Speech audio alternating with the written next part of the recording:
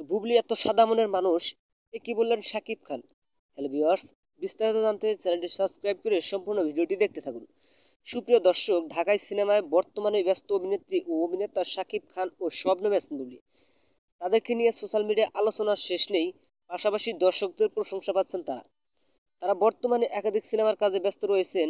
পাশাপাশি শাকিব খানকে ঘিরে সোশ্যাল মিডিয়ায় বেশ আলোচনায় রয়েছেন, কারণ সম্প্রতি কয়েকদিন আগে ছেলে বীর ও শাকিবকে একসঙ্গে ঘোরাফেরা করেছিলেন বুবলি। আর সেই ছবিগুলো ইতিমধ্যে সোশ্যাল মিডিয়ায় বেশ জনপ্রিয়তা অর্জন করেছে। ভক্তরা মনে করেছে শাকিব অবশেষে মিলে গেলেন।